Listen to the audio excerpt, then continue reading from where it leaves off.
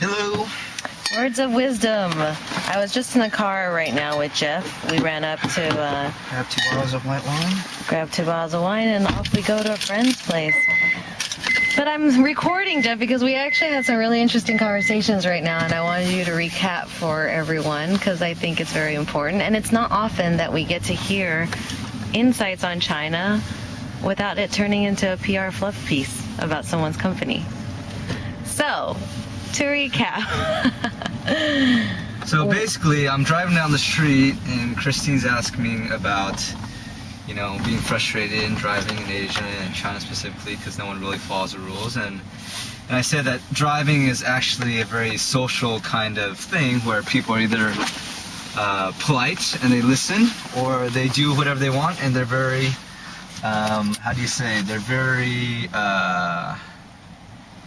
they're very selfish. Okay, so. And as we said that, I remember we almost got cut off and rear-ended someone. Right. So basically, how that transcends into more of like the whole society.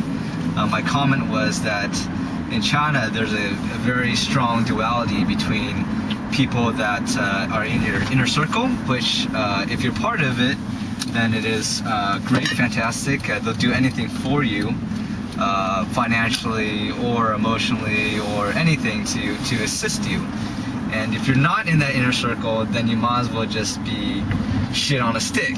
to put it bluntly. But because they just don't really care or have the time to. And I think that that's not necessarily a bad trait. I think that's just a natural progression or a natural occurrence when you're living in this type of society which is closed, which was communist, socialist, which it still is, and torn between having to vie for yourself and the people important to you.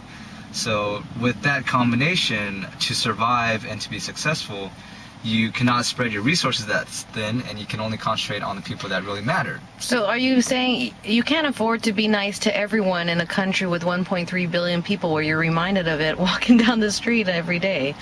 Sure, I think that is it a population thing, or is it more of a cultural thing? I would say China has how many 4,000 years of history, and I don't think Chinese people traditionally have always been necessarily like this. I think it has to do with the more recent Chinese history with communism, with Cultural Revolution, also with the huge population boom and people wanting to get rich. Rich at all costs, you always hear. Right, because it's still a very developing country, and I say that with the hope that people will fully understand and not judge China just by these small kind of instances of inconvenience and also of annoyance, but it is a progression where we've seen in the last 5 years, I think Chris can agree, that it's actually getting better. Right. And they're trying to normalize a lot of these things that have been quite unstable in terms of business transparency or social etiquette or basic things like waiting in line for getting your subway ticket or paying for something.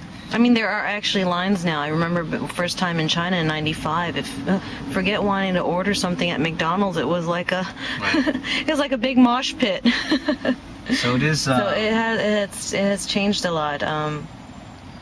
But you make some interesting points because there is just such a contrast where you are talking to people and it's all who you know, and if you do get in, like you mentioned earlier, into that inner circle, oh gosh, doors open for you. If you're not part of that so-called inner circle, and there's different circles you've got, or different layers, I guess, I've noticed over the years. If you're not part of that, well, doesn't that really speak to just even getting into doing business in China as a whole? I guess a lot of our audience, first-timers or people who are interested in doing business, never been to China, thinking about it. I get countless emails on a daily basis from people saying, I have XYZ company here in this country. I'd like to do that in China. Can you introduce me to people? Right. It's not that easy, though. Yes, I think for new companies coming in, especially small, medium-sized, and also large corporations, they have to come in step by step and really do a lot of homework, analysis, and research. and it's better to be cautious than to make a big splash. There's a lot of things between Western and Asian business culture which is quite different, which is, one is negotiation. Chinese people can negotiate for a very, very long time. They don't have these types of deadlines and these types of agendas that they want to meet within the first meeting, second meeting, third meeting. Basically, they can wait forever because they know that they have most of the time they have the leverage, and they have the knowledge, and they know that they have the upper hand. Another thing is, we've seen it with another investment company that work with, is that they have a lot of people that come in that are a little bit naive. They trust too much.